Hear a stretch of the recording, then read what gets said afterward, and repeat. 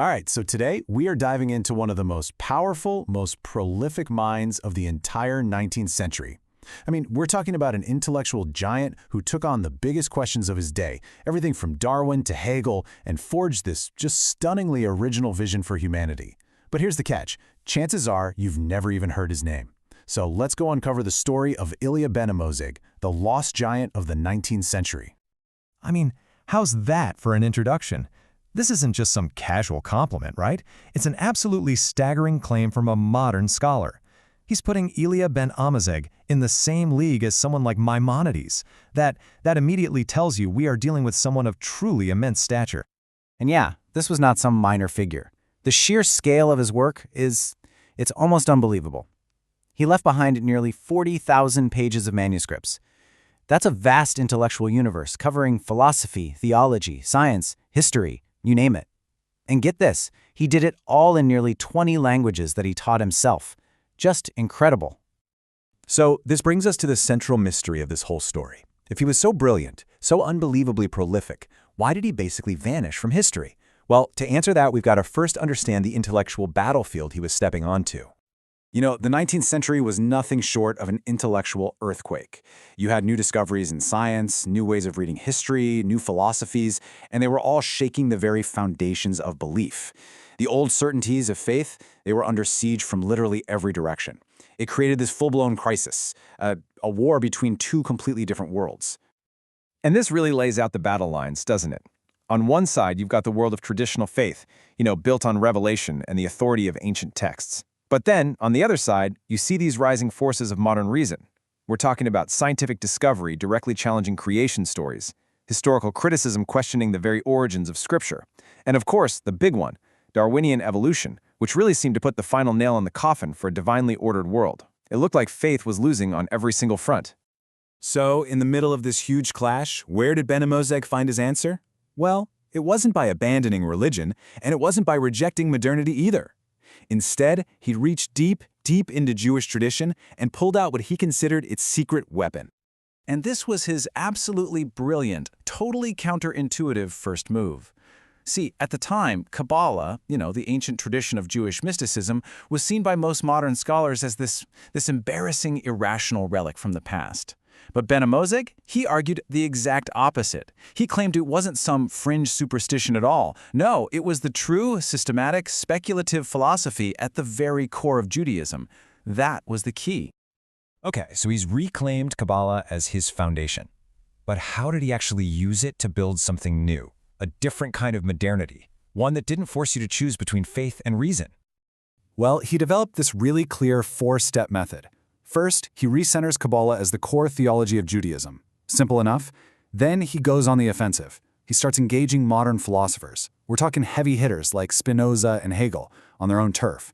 His whole goal was to show how their big ideas were often just, flawed or incomplete versions of deeper truths that were already in Kabbalah. And then finally, his masterstroke. He embraces modern science not as a threat, but as a confirmation of these ancient truths. And this slide shows his strategy in action perfectly. Let's take Spinoza, who famously argued that God is nature. Benemozeg comes along and says, nope, that's just a misreading of Kabbalah. He says Spinoza confused the infinite divine source with its final creation. Or then there's Hegel, right, the giant of German philosophy. Hegel argued that history was this process of the absolute spirit becoming perfect over time. Benemozeg just flips it on its head. He argues that perfect unity wasn't the end of history, but the divine beginning from which our fragmented world unfolds. I mean, this is where his thinking was just so audacious. For most religious thinkers at the time, Darwin was the enemy, the ultimate threat. But for Benemozeg, evolution was simply the scientific language describing a dynamic, unfolding creation. It was a concept he found perfectly compatible with his Kabbalistic theology. No conflict at all. But you have to understand, this massive intellectual project wasn't just some internal Jewish affair. Not at all. It was all building towards something much bigger, a grand, universal vision for the future of all humanity. And the crucial point is this. His vision was not for everyone to become Jewish. Instead, he saw Judaism's role as being a kingdom of priests for the entire world. The idea was to teach a universal moral and spiritual foundation, this core set of ethical principles known in Jewish tradition as the laws of Noah, that all nations could then build upon while still keeping their own unique identities. It was all about harmony without assimilation. And honestly, there is no better way to understand this pretty radical idea than through a remarkable true story. It just perfectly encapsulates his philosophy in action. So, there was this young Catholic seminarian named Aim Pallier.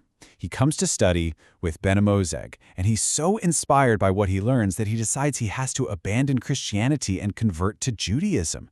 I mean, it seems like the logical next step, right? But Benamozeg's response is completely unexpected. He actually forbids him from converting.